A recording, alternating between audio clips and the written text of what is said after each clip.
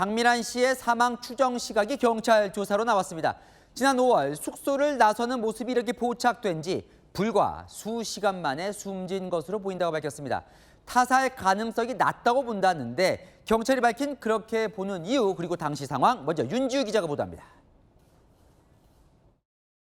지난 5월 12일 밤 10시 15분 제주 한림읍에 있는 펜션 숙소를 홀로 나서는 장미란 씨의 모습입니다. 경찰은 이 영상에 포착된 장 씨가 이후 수시간 뒤 야자수 숲에서 사망했을 가능성이 높다고 보고 있습니다. 다음 날 새벽쯤을 사망 시각으로 추정하고 있다는 겁니다. 장 씨가 숙소를 나선 후 2시간 30분 뒤 한림항 인근 이동통신사 기지국에서 장 씨 휴대전화 신호가 마지막으로 포착됐는데 이후 5월 16일 전원이 꺼질 때까지 휴대전화의 위치값에 변화가 없었고 전화통화나 모바일 인터넷 이용 흔적도 발견되지 않았다는 이유입니다. 경찰은 장 씨가 사망에 쓰인 도구를 숙소를 나설 때 가지고 나왔고 시신이 발견된 야자수 숲 안에서 다툼이나 저항 흔적은 발견되지 않았다고 밝혔습니다. 1차 부검 소견과 같이 골절 등 특이한 외상이 발견되지 않아 현재까지 타살 가능성은 낮다고 보고 있습니다. 장 씨가 외출할 때 찾던 금팔찌와 반지 등이 원래 상태로 착용돼 있었다는 게 경찰 설명입니다. 다만 현장에서 장 씨가 작성한 유서 등이 발견되지 않은 만큼 휴대전화 분석 등을 통해 장 씨의 사망 직전 구체적인 행적 등을 추가로 조사할 계획입니다. 채널A 뉴스 윤지유입니다. 장미란 씨의 마지막 모습에 대해서도 경찰이 조사 결과를 발표했습니다. 야자수 숲에서 어떤 모습으로 시신이 발견됐는지. 일각에선 야자수 숲이 들어가기도 어렵고 나무 줄기도 약한데 스스로 목숨을 끊을 수 있나 의문도 제기됐었는데요. 뭐라고 답을 했는지 백승현 기자가 이어갑니다. 장미란 씨가 숨진 채 발견된 숙소에서 400m 거리의 야자수 숲. 경찰은 시신이 발견됐을 당시의 자세와 위치를 토대로 장 씨가 야자수 줄기에 도구 등을 이용해 스스로 목숨을 끊은 걸로 추정하고 있습니다. 경찰은 그제 장 씨가 발견됐을 당시 신체 일부가 야자수 숲 땅바닥에 닿아 있는 상태인 걸 확인했습니다. 이런 경찰 발표 내용을 두고 온라인 등에선 시신 발견 현장의 야자수는 줄기가 약한 품종이라 성인 체중을 버틸 수 없다는 의문도 제기됐습니다. 실제로 이 야자수는 손으로 흔들면 줄기가 쉽게 휘어집니다. 하지만 경찰은 신체 일부가 바닥이나 벽에 닿은 상태에서도 사람이 사망하는 사례가 있다고 설명했습니다. 뾰족하고 단단한 야자수 특성을 들어 어른이라도 한밤중에 내부로 들어가기가 쉽지 않을 것 같다는 의견도 제기됐습니다.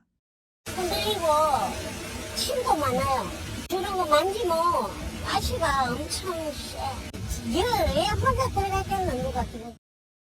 수사팀은 장 씨가 발견된 야자수 숲의 나무 높이 등을 포함해 사망 현장에 대한 정밀 감식을 벌이고 있다고 밝혔습니다. 채널A 뉴스 백승현입니다. 경찰 발표대로라면 장미란 씨가 밤 10시쯤 이 숙소를 나서 얼마 안 돼 숨졌을 가능성이 높다는 거죠. 숙소부터 야자수 숲까지 밤 10시엔 어떤 모습인지 오세정 기자가 그 시각, 그 길을 따라가 봤습니다. 장미란 씨가 지난 5월 12일 숙소를 나선 시각은 밤 10시 15분쯤. 장 씨가 곧바로 야자수 숲으로 향했다면 지났을 가능성이 높은 길을 비슷한 시간대에 걸어가 봤습니다. 갈림길을 비추는 가로등을 지나자 금세 칠흑 같은 어둠이 펼쳐집니다. 가로등에서 멀어지자 기자가 걷고 있는 지면이 평평한지 패여 있는지조차 구분하기 힘들 정도로 캄캄합니다. 낮 시간엔 도보 여행자가 수시로 지나가는 제주 올레길 코스에 속해 있지만 어두워지면 지나는 사람도 오가는 차도 자취를 감춰 적막하기까지 합니다. 밤에는 여기 지나다니는 사람이 없겠네. 어둠은 도로 위 차선도 삼켜버렸고 불과 몇 미터 앞에 세워놓은 차량이나 사람도 육안으로 식별이 어려웠습니다. 다음 가로등도 수킬로미터 밖에 불빛처럼 보일 뿐 휴대전화 플래시를 켜지 않고는 어른도 걸어다니기가 꺼려지는 캄캄한 구역입니다. 그제 장 씨의 시신이 발견된 야자수 숲도 나무들이 빽빽히 모여있어 더 컴컴한 벽을 마주한 느낌마저 듭니다. 나무 기둥과 가지들로 울창한 야자수 숲 내부는 밝은 손전등을 비춰봐도 보이는 게 거의 없습니다. 앞서 장 씨의 남자친구도 밤 시간대 야자수 숲에 이런 환경을 들어가며 장 씨가 거기까지 굳이 들어갔을까 싶다고 말하기도 했습니다. 채널A 뉴스 오세정입니다. 경찰이 밝혀야 할 또 다른 핵심. 장미란 씨 실종 사건을 경찰관이 왜 허위 종결했는지, 그리고 그 과정에 무슨 일이 있었냐입니다. 이 경찰은 그 경장이 사망한 장 씨와 전부터 혹시 접점은 없는지 샅샅이 살펴보고 있습니다. 이어서 홍지혜 기자입니다. 장미란 씨 실종 사건 허위 종결 혐의로 구속된 A 경장.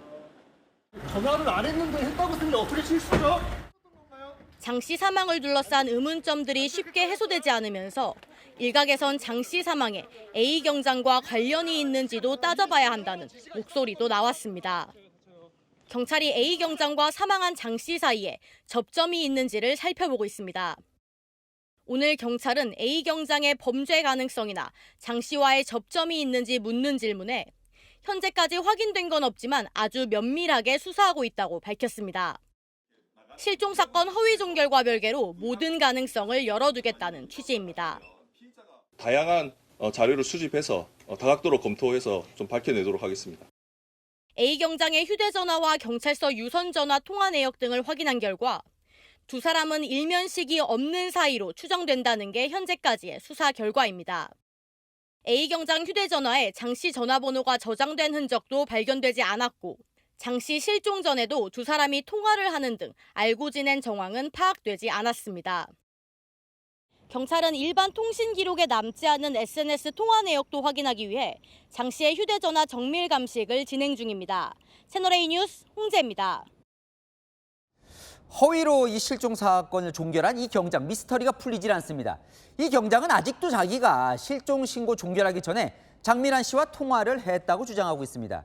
이 경장 휴대전화, 장 씨 휴대전화 둘 다의 어떤 통화 기록도 없는데요. 이 수사팀은 습관적으로 이렇게 허위 종결했는지도 살펴보고 있습니다. 김다정 기자입니다. 장미란 씨 실종 사건을 허위 종결한 A 경장의 범행 동기는 여전히 명확지 않습니다.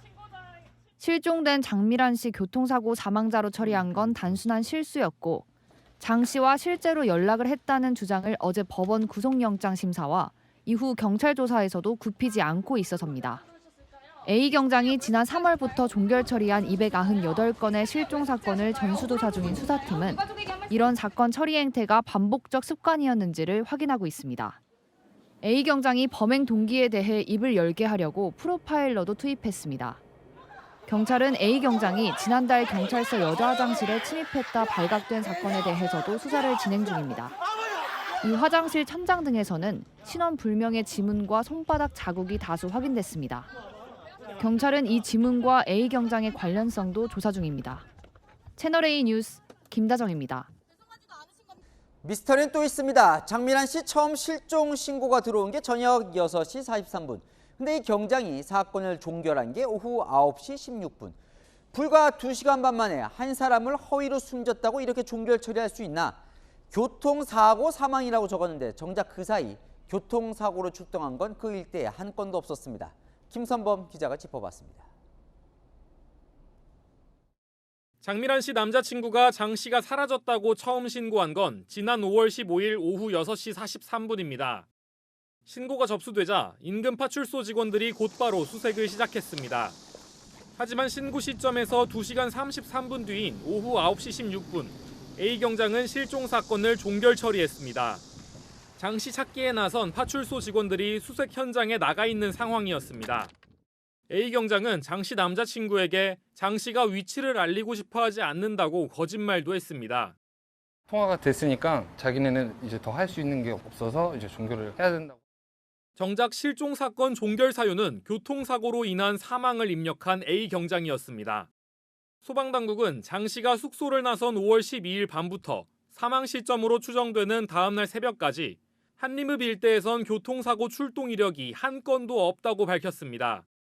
장 씨 연령대인 30대 여성 사상자도 없었는데 이런 사실들만 동료나 상관이 점검했더라도 2시간 반 만에 일사천리식 허위 종결은 불가능했을 거라는 지적이 나옵니다. 채널A 뉴스 김선범입니다.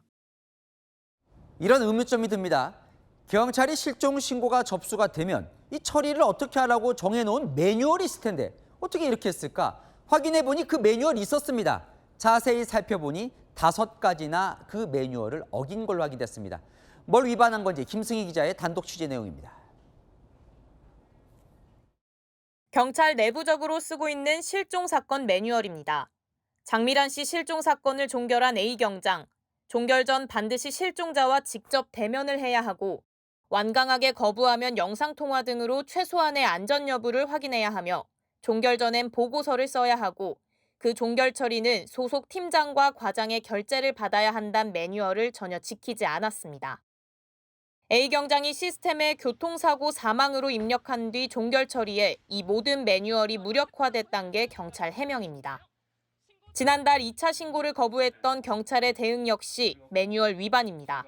실종 신고를 한 번 더 접수하고 싶다라고 하니까 기록에 종결됐고 알리지 말 남자친구는 신고가 안 된다고. 매뉴얼엔 지명수배자나 허위신고자 등 명백한 사유에 해당하지 않으면 신고 접수를 받아야 한다고 명시돼 있습니다. 경찰청 관계자는 재신고를 거부한 잘못은 인정한다며 스토킹, 가정폭력 등 재신고 악용의 상황도 고려할 수밖에 없다고 해명했습니다. 채널A 뉴스 김승희입니다.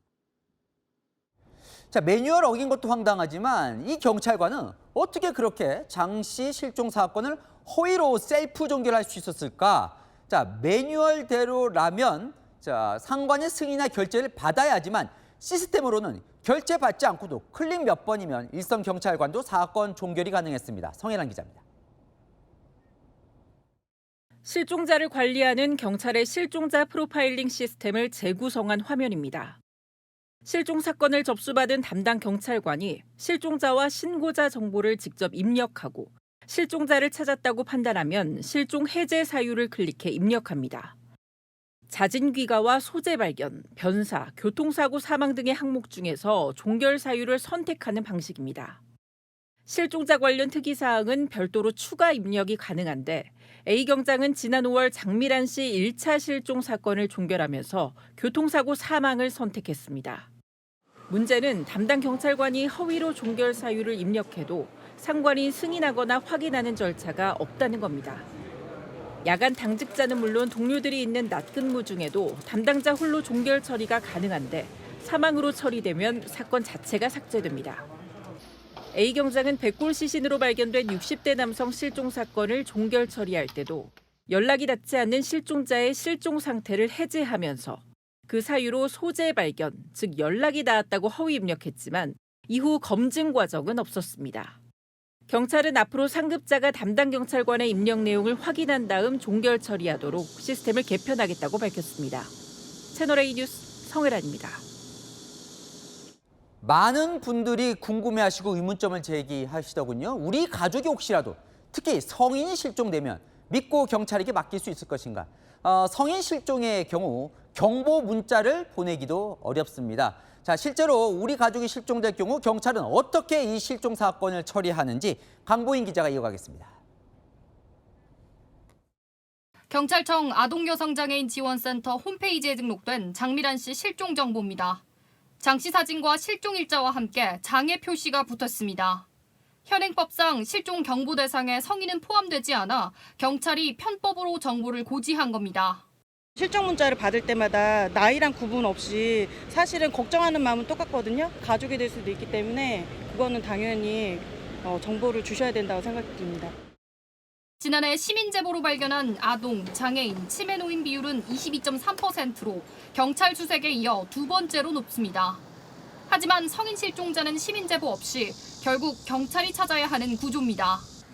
현재 성인 실종 신고가 112로 접수되면 단순 성인 가출이는 지역 경찰이, 범죄 피해가 의심되면 형사과장 주관으로 수색이 이뤄집니다. 12시간 내 소재가 확인되지 않으면 형사과장이 관련 경찰들과 합동 심의를 엽니다. 실종자가 발견되어야 실종 신고는 종결됩니다. 채널A 뉴스 강보인입니다. 네, A경장이 덮어버린 또 다른 실종 사건이죠. 백골 시신으로 발견된 60대 남성과 관련해 저희가 단독 취재한 내용으로 이어갑니다. A경장은 실종자의 소재가 발견됐다며 사건을 허위로 종결했는데 시스템에는 가족들도 모르는 다른 전화번호를 찾아내 입력한 걸로 확인됐습니다. 그런데 이 번호, 실종자 본인의 전화번호도 아니었습니다. 김주유 기자가 단독 취재했습니다. 백골 상태의 시신으로 발견된 60대 남성 실종 신고를 허위 종결했던 A경장. 가족이 알려준 남성의 전화번호 외에 실종 남성의 또 다른 휴대전화번호를 찾아 실종신고 종결 과정에 입력한 걸로 파악됐습니다. 남성 가족이 알려준 번호로는 통화가 되지 않자 경찰 내부망에 있는 남성의 다른 연락처를 찾아내 이 번호로는 연락이 닿았다며 거짓말을 한 겁니다. 신고를 했는데 살아있다고, 통화했다고, 아버지가 찾지 말아달라. 그 말만 믿고 있었어. 실종 접수를 해제하면서 가족에게 전화번호를 알리지 말아달라고 요청했다고도 적었는데 이 연락처는 실제 실종 남성 본인의 전화번호도 아니었던 걸로 파악됐습니다. 실종자와 연락이 닿았다는 거짓 주장을 하려고 경찰 내부망을 검색해 찾은 연락처를 활용한 것 아니냐는 의혹이 제기됩니다. 제주 서부경찰서 관계자는 다른 번호까지 추가로 찾아내 실종자와 연락을 시도했다는 A 경장의 당시 사건 처리 기록을 보고 열심히 한 줄 알았다고 말했습니다. 경찰은 A 경장이 실종자 관련 다른 전화번호를 추가 입력한 이유에 대해 조사 중입니다. 채널A 뉴스 김지우입니다. 경찰의 시스템 부재와 늑장 대응은 여기서도 여실히 드러납니다. 제주에서 이혼 소송 중이던 아내를 살해한 전직 경찰관 사건입니다. 가족들이 실종 신고를 했고 남편에겐 가정폭력으로 접근 금지 명령까지 내려져 있었지만 아내가 살던 서귀포 경찰서에는 신고 18시간 뒤에야 공조 요청이 이뤄졌습니다. 최다희 기자입니다. 제주에서 아내를 살해한 혐의로 체포된 50대 전직 경찰관. 가족들이 실종 신고를 접수한 건 지난 23일 오후 1시쯤이었습니다. 신고를 접수받은 서울 중랑경찰서는 남성의 최신 행적이 파악된 구리경찰서로 사건을 넘겼고 구리서는 CCTV 탐문 등 수색을 시작했습니다. 실종 신고가 접수된 남성은 가정폭력 이력으로 제주도에 있는 아내 주거지에 접근하지 말라는 명령이 내려진 상태였는데 단순 실종 사건으로 판단한 정황입니다. 남성을 찾지 못한 구리서가 범죄 가능성을 의심해 제주 서귀포 경찰서에 수색 공조를 요청한 건 실종 접수 시점에서 18시간이 지난 24일 아침이었습니다. 남성이 아내를 살해한 시점이 23일 오전이라 실종 접수 직후 경찰이 즉각 대응했더라도 범행을 막을 수는 없었다지만 실종 사건과 형사범죄 시스템이 자동으로 연계됐더라면 초동 대응을 앞당길 수 있었다는 지적이 나옵니다. 현재는 실종자가 범죄 가해자나 피해자일 가능성이 있어도 담당 경찰관들이 형사범죄 시스템에서 직접 검색하지 않으면 알 수가 없는 게 현실입니다. 경찰의 실종 신고 체계에 대한 대대적인 개편이 필요해 보입니다. 채널A 뉴스 최다희입니다. 잇따라 드러난 부실 대응에 경찰이 최근 3년간 종결 처리된 전국 실종 사건을 전수조사하기로 했습니다. 30만 건이 넘습니다. 일선 경찰서에도 비상이 걸렸습니다. 강경무 기자입니다. 최근 3년간 전국 실종 사건 종결 건수는 32만 건에 이르는 것으로 조사됐습니다.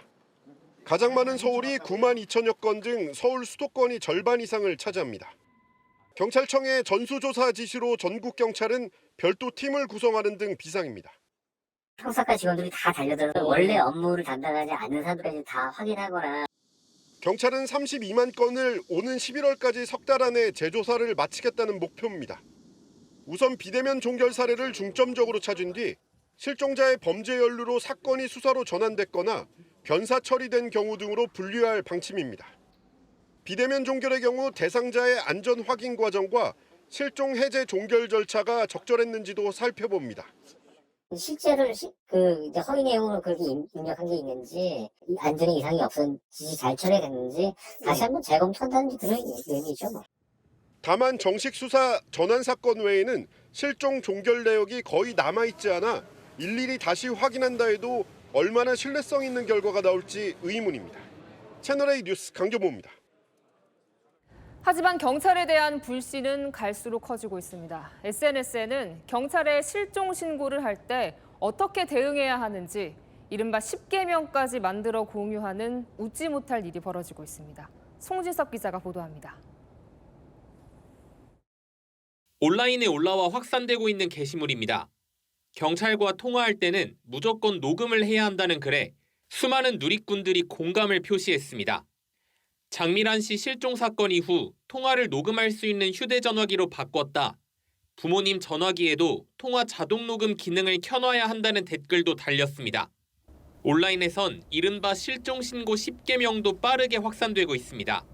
경찰에 실종 사건을 접수할 때 주의할 점을 체크리스트 형식으로 정리한 겁니다. 신고를 접수하는 담당 경찰관의 소속과 성명을 확인해 적어두시기 바랍니다. 연락이 닿았다는 통보를 받으면 어떻게 연락이 받았는지 그 근거를 확실하게 요청하시기 바랍니다. 신고자가 실종 현장 주변 CCTV 관리자를 직접 찾아가 보존 요청을 하라는 등 사실상 증거 확보도 직접 해야 한다는 내용도 담겼습니다. 가출이 아닌 실종 접수 의사를 명확히 밝히고 72시간 내에 수사 진전이 없다면 관할경찰서 실종수사팀과 공식 면담을 요청하라는 조언도 있습니다.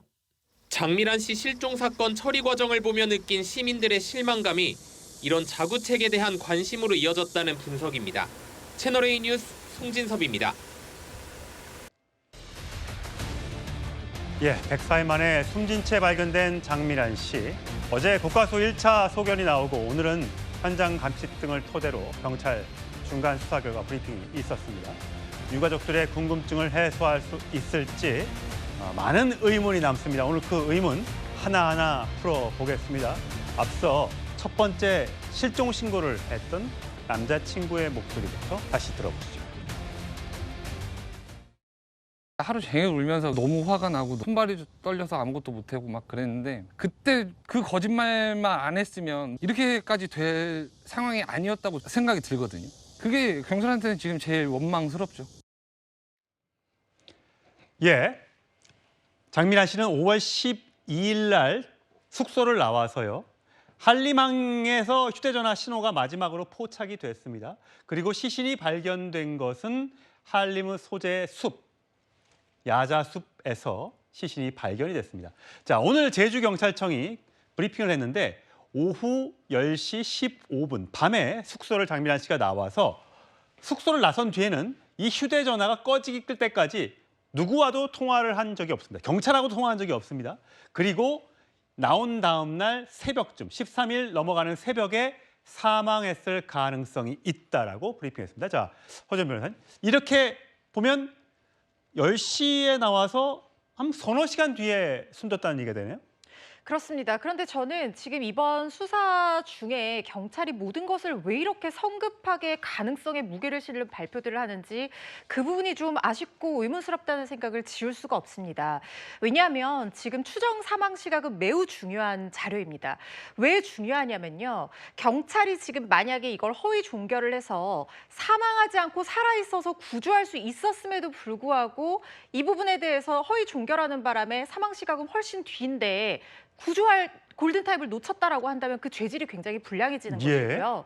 나중에 유족들이 국가배상 청구를 하는데도 이 추정 사망 시각은 매우 중요한 부분이거든요. 경찰의 허위 종결로 인해서 사망이라는 결론이 발생했다는 인과관계를 입증해야 되기 때문에 그렇습니다. 그런데 지금 사실상 시신의 발견 상태로 봐서는 추정 사망 시각을 알아내기도 어렵고 단정하기도 힘든 상황입니다. 그런데 경찰에서 갑자기 오늘 12일에서 13일 넘어가는 새벽에 사망했을 가능성이 있다라는 발표를 했습니다. 근데 그 근거가요.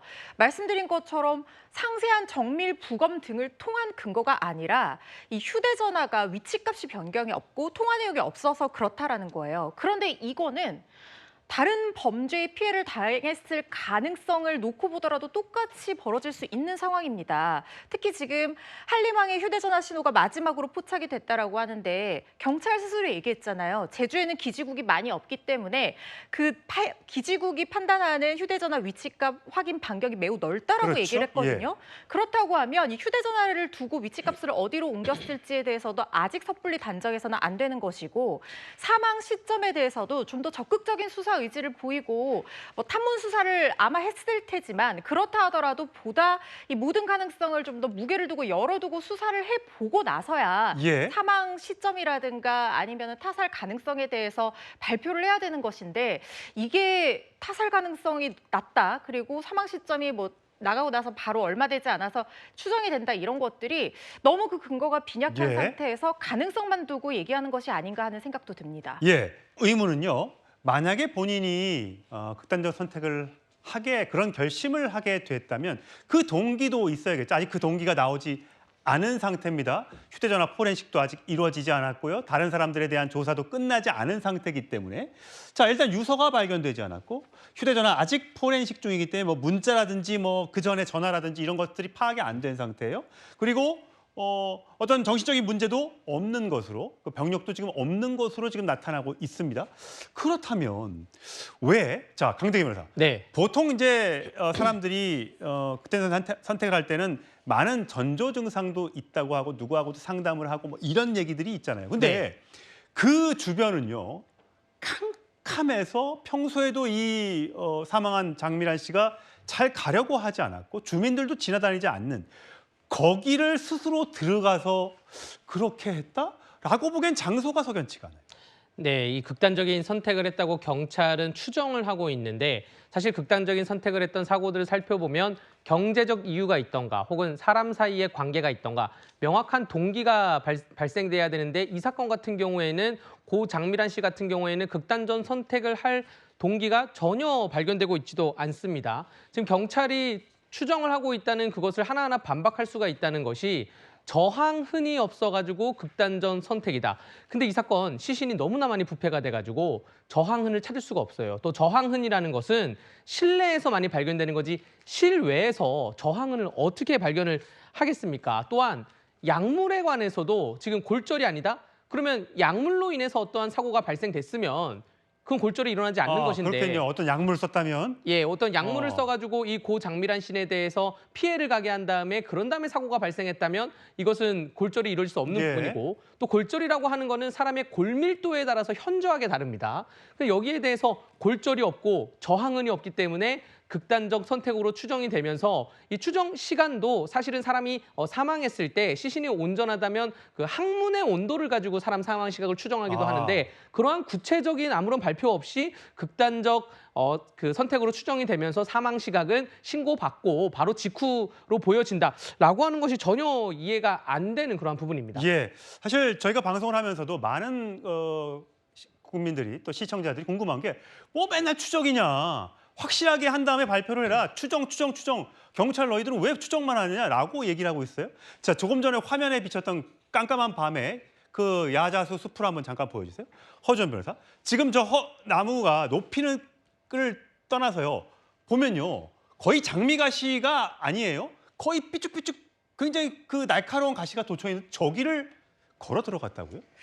저게 굉장히 또 미스터리한 지점 중에 하나죠. 저 야자수가 카나리아 야자수라는 품종이라고 하는데 가시가 매우 날카로워서 보통의 이 사람들이 그냥 한 번만 찔려도 그 자리에서 빠져나올 수밖에 없는 그런 굉장히 아픈 가시를 가지고 있는 나무라고 합니다. 그리고 이 농장주 얘기에 따르면 가지치기를 연초한 이후로는 이 뭐 가지치기라든가 관리 같은 것들을 해준 게 없다는 거예요. 그렇다고 하면 완전히 제멋대로 무성하게 자란 상태였을 거라는데 여기에 가서 굳이 마지막 장소로 여기를 선택했다. 그리고 여기에 뭔가 이 사망을 위한 어떤 준비를 했다. 과연 그게 이 야자수의 특징이라든가 장소적 특성상 가능했을지 굉장히 의문스러운 부분입니다. 그리고요.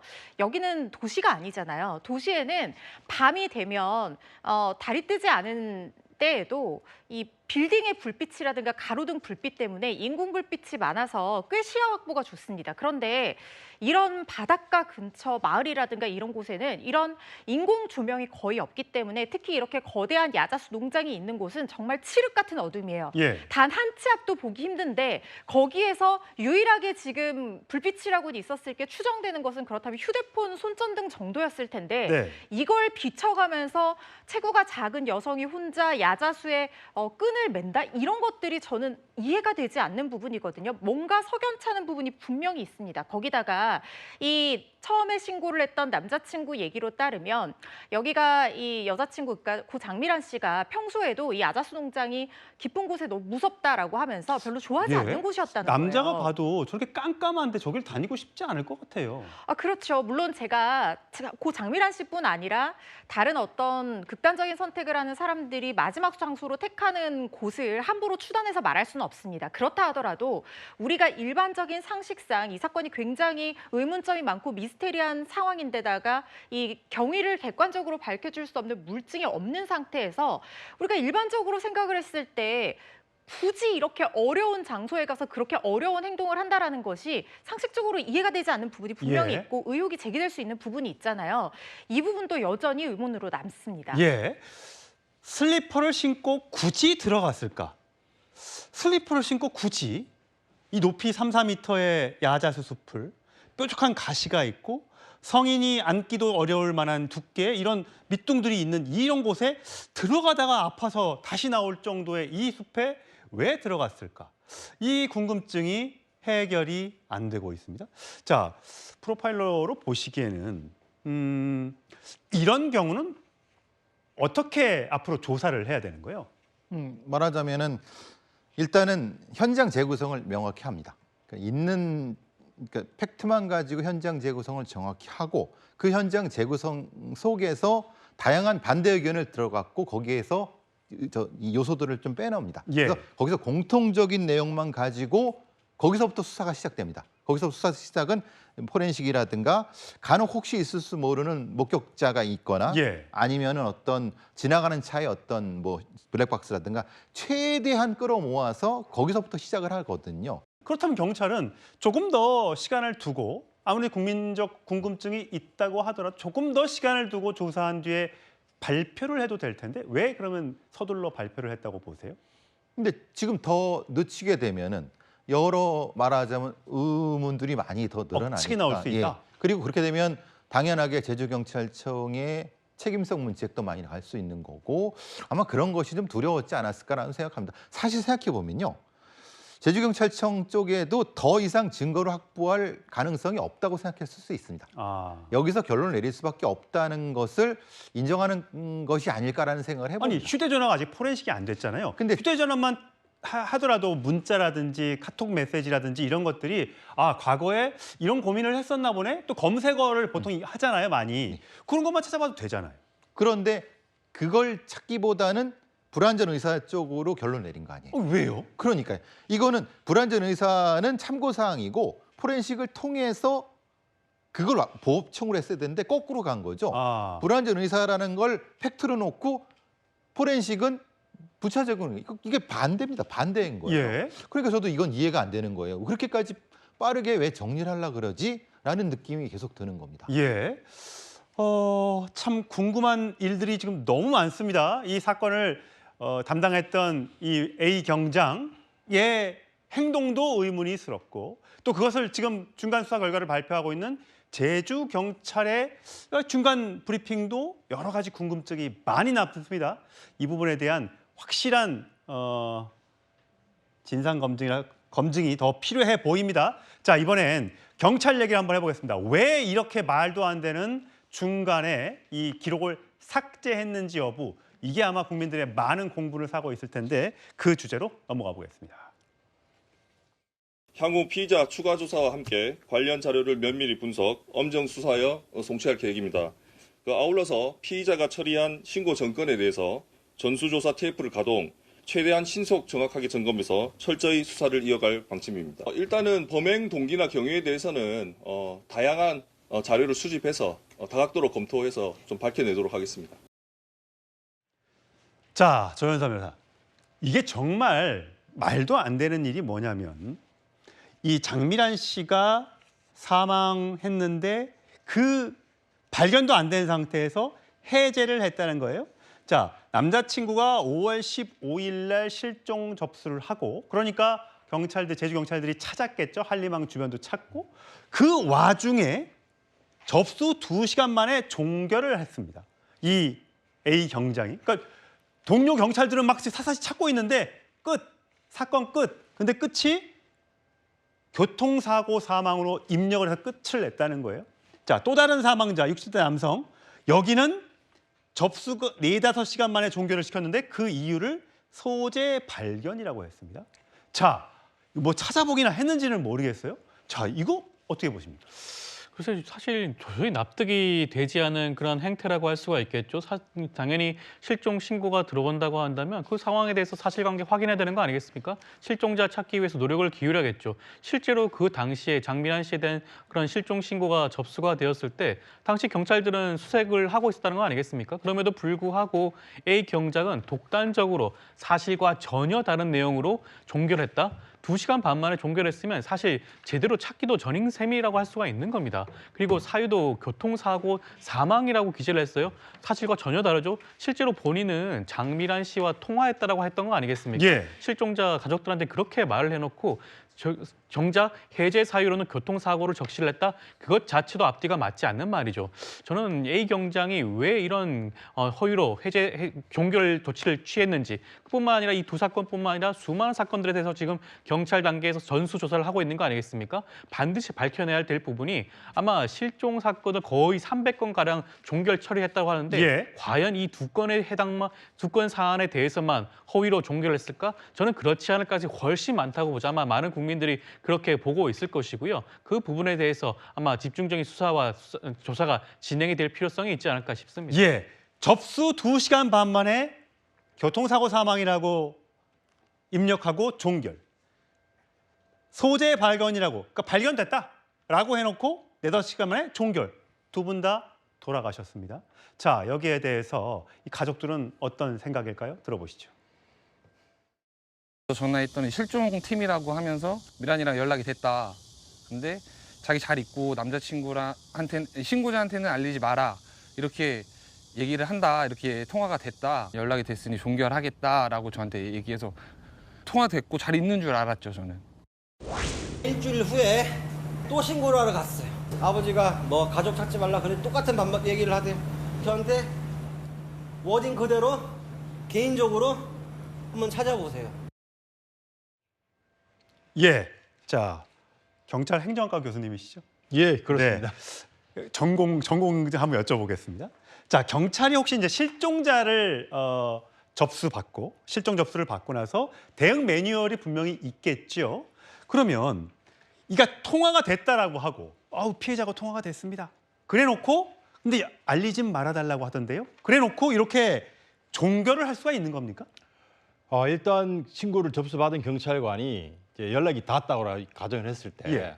특히 이제 여성들 같은 경우나 아니면 개인적인 문제가 있어서 가족들하고 좀 떨어지겠다라고 하면 사실은 경찰관도 믿을 수도 있거든요. 그렇다면 몇 시경에 통화를 했고 또 현장 확인이 필요하다면, 근데 가끔 다른 사건에서 보면 A라는 사람이 실종이 됐는데 B라는 사람이 A를 흉내를 내서 핸드폰을 가지고 그러니까 망자의 핸드폰을 가지고 마치 그 원래 실종된 사람인 것처럼 흉내를 내서 전화를 받고 그렇게 하는 경우도 있습니다. 예. 옛날에 그 교종 사건 케이스도 그런 유사한 일이 생기기 때문에 실제로 여성이 그 피해자로 어떤 실종 신고가 됐다라고 한다면 좀 더 구체적으로 어떤 그 내용들을 확인한 후에 그게 이제 충분히 경찰관의 어떤 예. 전문성을 봤을 때 이게 문제가 없다. 이게 개인의 어떤 프라이버시 때문에 도출되기를 꺼려한다라고 한다면 그런 내용도 정확히 기재를 해서 상부에 보고를 해야죠. 예. 이런 실종 신고가 났으면 하급자는 당연히 상급자의 어떤 그 종결 어떤 과정의 이 결재를 통해서 예. 그게 매듭지어진다면 누가 보더라도 이것은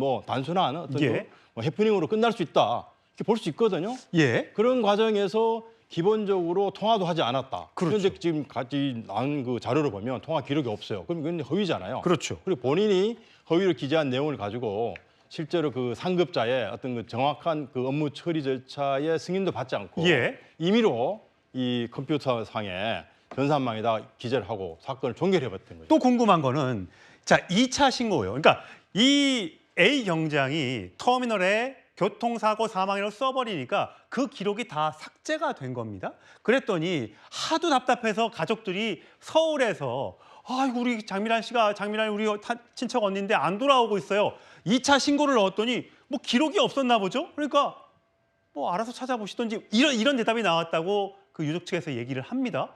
이거는 무조건 받아줘야 되는 거 아닙니까? 그렇죠. 이건 상식적으로 본인이 앞에 어떤 사건을 뭉갰다라고 하더라도 새로운 어떤 신고가 들어오면 새로운 사건으로 다시 그 접수를 해서 그 기록을 유지를 했어야 되는데 이런 아주 기본적인 그 절차 자체도 지금 엉망으로 지금 이제 처리가 된 것을 보면 사실 그 A 경장이 왜 이런 사건을 이렇게 그 잘못 처리했을지 그 부분에 대한 어떤 그 심리적 어떤 그 경찰관으로서 어떤 문제점이 있는지 과거에 보면 외국에서도 그런 사례가 있습니다. 이 경찰관이 의도적으로 그런 사건들을 계속 그 뭉개서 밝혀진 사건이 있거든요. 그래서 저는 이번 케이스 같은 경우는 의외로 그 A 경장의 어떤 그 심리 상태라든지 이런 사건을 여러 차례 뭉개었던 그 케이스를 보면 다른 요인이 있지 않았을까라고 하는 의구심이 좀 듭니다. 예, 혼자 300건 가까운 실종 사건을 처리했기 때문에 그중에 또 이런 사례가 더 있지 않을까. 왜냐면 벌써 2명이 나왔기 때문에 2건이 발견됐기 때문에 더 있지 않을까라는 국민적 의구심이 생기는 겁니다. 자, A 경장 유족과 카메라 앞에서는 침묵을 지키고 있습니다. 영상으로 확인하시죠.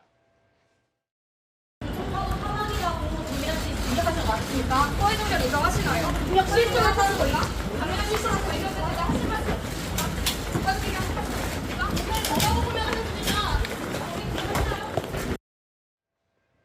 예, 저 A 경장 일단 구속은 됐습니다만 원래 그 전날 체포 적부심을 신청해서 풀려났잖아요. 법에 대해서 잘 알고 있나 봅니다. 본인이 체포 당시에 뭐 긴급 사안이 아닌데 체포됐다고 해서. 그리고 나서 억울하다. 그리고 이게 말이 되는지 모르겠습니다. 교통사고 사망이라고 입력한 부분이 실수라고 이야기를 하고 있다고 합니다. 이게 실수가 됩니까? 저는 실수라고 보지 않습니다. 왜냐하면 해제 사유가 뭐 여러 개 있는 것도 아니고 4개 정도 코드로 분류가 되어 있기 때문에 만약에 이거 하나만 실수로 입력이 됐다라고 하면은 그래도 100번 양보해서 실수의 가능성을 우리가 생각해 볼 수도 있겠지만 지금 이 A 경장의 행태 자체가 고 장미란 씨 한 건뿐만 아니라 지금 이 60대 남성에 대한 실종 사건도 너댓 시간 만에 사실상 종결을 시켜버렸다는 거 아닙니까? 그리고 그 과정에서 본인은 직접 실종자와 연락이 됐다라고 하지만 그걸 뒷받침할 수 있는 근거조차 아무것도 없는 상황입니다.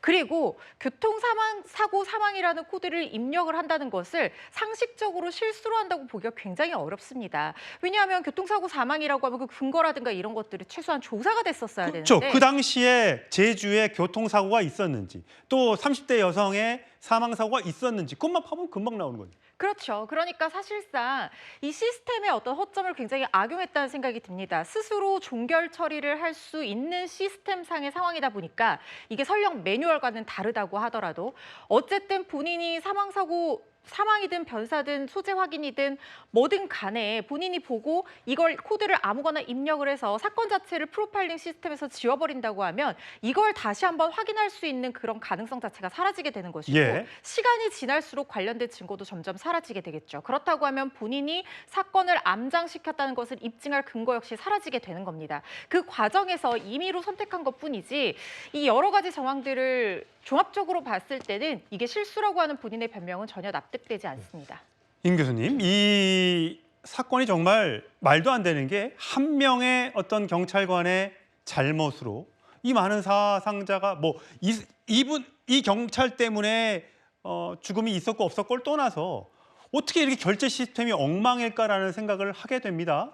이게 터미널에 본인이 들어가서 사망, 행방 찾았음 이렇게만 쓰면 그게 끝나고 CCTV 기록도 본인이 다 삭제할 수 있고 이게 말이 됩니까? 기본적으로 이런 절차들이 이번 사건이 이제 불거지면서 아마 이 한 경찰관이 200~300건 정도 사건을 취급하다 보면 아마 전체 그 팀 자체의 사건은 상당히 꽤 많을 겁니다. 그렇겠죠. 그런 과정에서 결제자가 어떤 좀 시간을 좀 걸려서 예를 들면 그때 해야 될 부분이 있긴 하지만 통상적으로 10분마다 하는 건 아니거든요. 하루에 2~3번 한다든지 아니면 하루에 오후에 몰아서 한다든지 이런 이제 시스템이 있다 보면 아마 그 팀장급에서 이런 사건들에 대한 전체적인 프로세스를 관장하는 분들이 업무 관계 때문에 아마 좀 경하게 본 것이 아닌가. 그러니까 사급자의 어떤 상황들을 믿고 어느 정도 문제가 없는 거, 해프닝처럼 끝난 사건 같은 거 알아서 하는 정도. 만약에 심각하게 이게 초기에 신고가 되고 상급자가 알았더라면 당연히 이런 실수는 또는 고의성이 없었을 텐데 아마 수백 건의 사건을 처리하는 과정에서 상급자도 이 A 경장의 업무 처리에 대해서 어느 정도 좀 믿고 있었거나 아니면 약간의 업무 시스템에서 뭔가 이 결략된. 근데 혹시요 궁금한 건 이 경찰이 굳이 굳이 본인이 뭐가 좋다고 해서 거기다가 허위로 입력하고 사건을 빨리 끝내고 정말 나 일하기 싫어서 밤에 또 뭐 이런 게 야간이 접수가 됐어. 귀찮아. 라고 해서 삭제를 한 건지 아니면 빨리빨리 사건을 종결시켜가지고 실적을 쌓고 제주경찰서에서 뭔가 사건을 많이 해결했어. 이 얘기를 듣고 싶은지 물론 감찰이 아직 진행 중이라고 합니다. 이걸 어떻게 봐야 돼요? 예, 저는 이번 케이스를 아주 특이하게 보는 게 이 외국에서 이런 사례가 있거든요. 예를 들어 A라는 경찰관이 어떤 사건을 계속 고의적으로 누락을 시켜서 자기가 속한 그 조직에 대한 어떤 복수 이런 걸 노린 케이스도 있습니다. 그래서 저는 앞에 다른 사건 이렇게 보면서 이 A 경장이 경찰관 생활하면서 조직으로부터 또는 직장에서 자기가 혹시라도 다른 뭐 불이익을 받았다든지 이런 부분 때문에 자기가 속한 그 조직에 대한 어떤 복수라든지 이런 다른 심리적인 그 동기에 의해서 이런 어처구니 없는 어떤 사건의 그 조작이랄까 이런 누락 사건이 생기지 않았을까. 그래서 이번 사건 같은 경우는 좀 심층적으로 이 A 경장의 그간의 어떤 그 행적이라든지 또 경찰관으로서의 자질이라든지 또 심리적인 어떤 문제점 이런 부분들도 좀 저는 좀 수사할 필요가 있다. 단순히 어떤 개인적인 일탈이 아니라 혹여라도 이 14만 경찰관들 중에서도 심리적으로 좀 문제가 있을 수 있거든요. 이런 관점도 저는 놓쳐서는 안 될 부분이다라고 생각합니다. 제주에서만 있었는지 전국적으로 이런 일이 비일비재하고 혹시 발생하는 건 아닌지 많은 국민들, 시민들이 궁금해하고 불안해하고 있습니다. 자, 속보가 들어와서 잠시 전해드리겠습니다.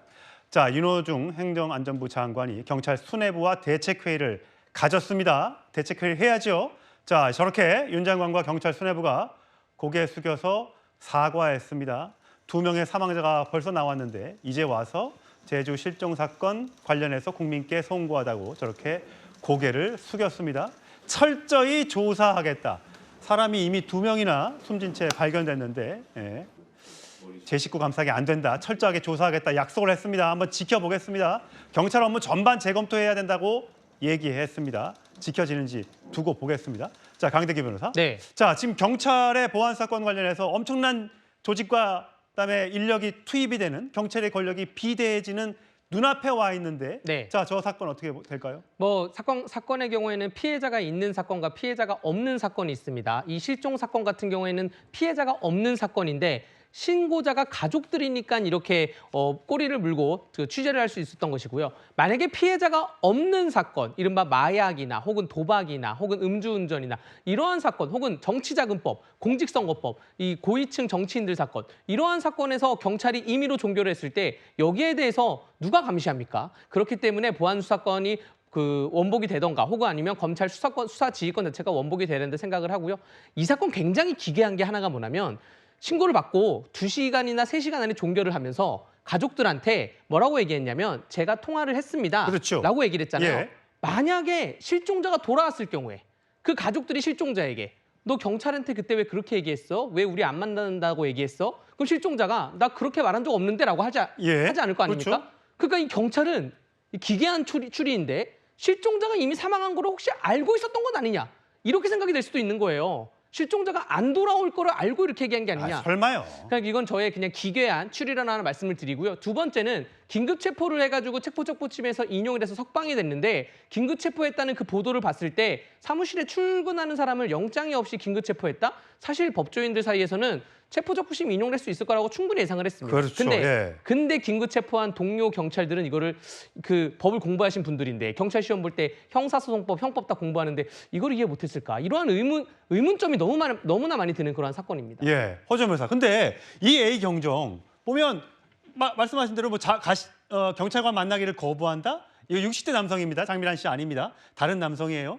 남성이 경찰관 만나기를 거부하고 가족에게 자신의 번호를 알리지 말 것을 요청해서 유가족은 가족들이 모르는 사업용 번호. 통화했다고 하는데 번호도 엉뚱한 번호 집어넣고 통화도 안 했는데 통화했다고 하고 지금도 근데 통화했다라고 주장을 하고 있습니다. 도대체 위성전화를 사용한 건지 어떤 전화를 사용했는지 기록을 뒤져보면 다 나올 텐데 지금 아니라고 계속해서 주장을 하고 있어요.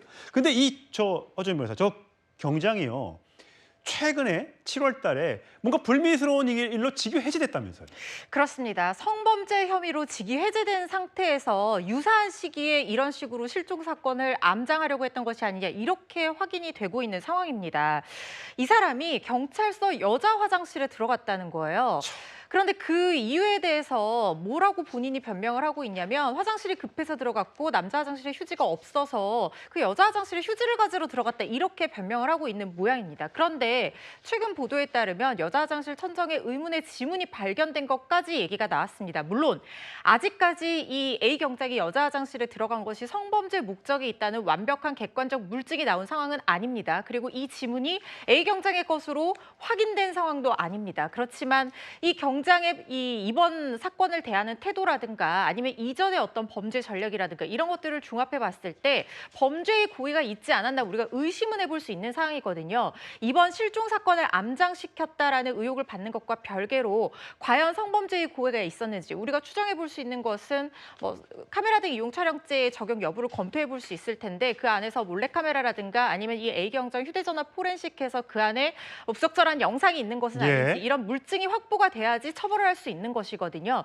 그렇기 때문에 이 부분 역시 함께 수사가 진행돼야 되는 부분이다라는 생각이 듭니다. 임 교수님, 전국의 많은 경찰들이 정말 밤낮으로 노고를 하면서 국민들의 안전을 위해서 노력합니다. 하지만 일부라고 하기엔 최근에 경찰들이 행한 범죄가 참 많아요. 뭐 전직 경찰이 부인을 살해하는 경우도 있었고요. 별의별 일들이 많이 벌어지고 있습니다. 근데 그 사건에 대해서 과연 경찰이 올바로 수사할 것인가? 라는 것에 대한 걱정도 있잖아요. 제 식구 감싸기. 그렇기 때문에 검찰이 필요한 것이고 또 다른 감사할 수 있는 조직이 필요한 것 아니냐라는 계속해서 지적이 나올 수밖에 없거든요. 이 경찰관이 지금 한 13만에서 14만 정도 됩니다. 그러니까 결국 한 1%가 1,300명 정도거든요. 그리고 전체 우리 대한민국 국민 5,200만인데 이게 1% 정도는 어디든지 문제가 있습니다. 경찰관이 된 사람도 일반 20대 초반에 이 대학을 다닌 사람 중에서 선발이 됐어요. 그럼 결국 전체 국민들 중에 일부가 경찰관으로 선발되다 보면 그중에 최소한 1% 정도는 우리가 일탈이라든지 일반 사회에서 일어날 법한 그런 유사한 행동들을 할 수 있는 그런 잠재적인 가능성이 있습니다. 그러니까 경찰이라고 해서 완벽하게 100% 훌륭한 사람들만 모이는 건 아니거든요. 그래서 이 부분은 분명히 우리가 좀 냉정하게 볼 필요가 있다. 적어도 1% 이상의 어떤 일탈 행위자가 있을 가능성이 있다라고는 염두에 두고 그런 사람들이 경찰 조직에서 법집행기관의 어떤 공무원으로서 일탈을 하지 않도록 또는 그것을 점검할 수 있는 이런 내부 시스템이 좀 잘 돼야 되는데 이런 이제 몇 건의 사건들이 언론에 또 집중적인 어떤 그 관심을 받으면서 마치 전체 경찰관들이 전부 다 타락하고 부패하고 무능하고 나쁜 조직으로 우리가 매도해버리면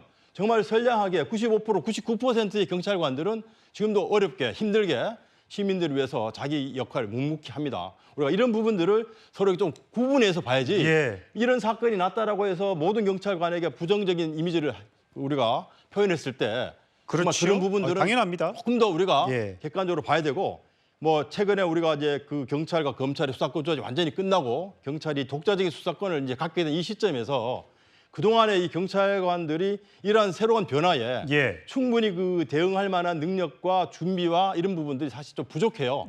이 능력이 뭐 한 달, 두 달 만에 교육을 받는다고 바로 업그레이드 되는 건 아니거든요.